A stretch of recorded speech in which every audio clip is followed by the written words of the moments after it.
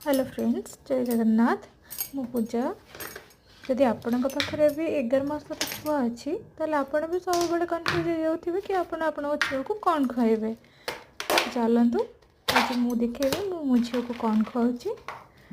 तो ये मुझे किसी गाजर किसी बीन्स को भी काटिक नहीं जाइए किसी ग्रीन मटर आगु मुझे डाली आउ चाउल जोटा कि मुझे हरड़ डाली ताको टिके भिजेकी रखी धोई नहीं। तो ये गैस लगेगा और प्रेशर कुकर बसैबा और से दबा किसी देसी घी। देसी घी छुआ मान बहुत भल। आप जिते मात्रा चाहते छुआ को देसी घी खुआई पारतु। कारण सेरेलाक दबा डॉक्टर मैंने मन ही करती सेरेलाक दवाई छुआ को। छुआपाई सेरेलाक एत भल ना से केवल चीनी ही रुहे। तो मु प्रिफर करे कि मो झील को जिते पारि से घर खाଇବା ही खुआबी। तो ये मुझे देसी घी पकई दी।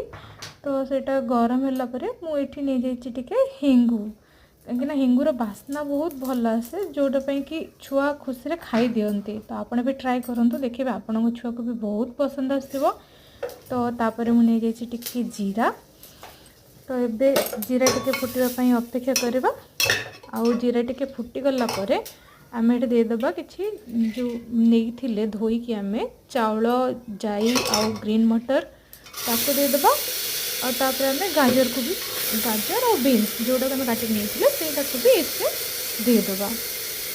थे देखो ट्राए करके आपण छुआ निश्चय यहाँ को भल पाइब खावाई। तो ये किसी गरम पानी भी आम देदेबा टे लुण हलदी सबको पकईकी आम लीड देकी। हाँ बेले बेले ना आप किसी टमाटो और किसी धनिया पत्र भी पकई पारे।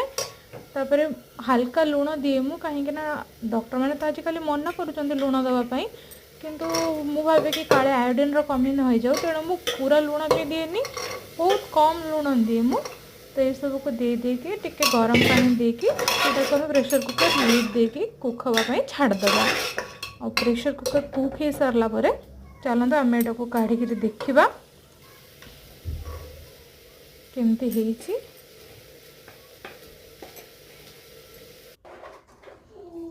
देखो यहाँ आमर बर्तमान पूरा बढ़िया भाव में हो जाइए। तो मुझे गोटे मैशर नहीं जाऊँ मैशर साइज साहाଯ୍य टे मैश कर देची कहीं जेहेतु से झील 11 मासर हो गला तो ताको हल्का खदड़ा जिनस खावा को मुझे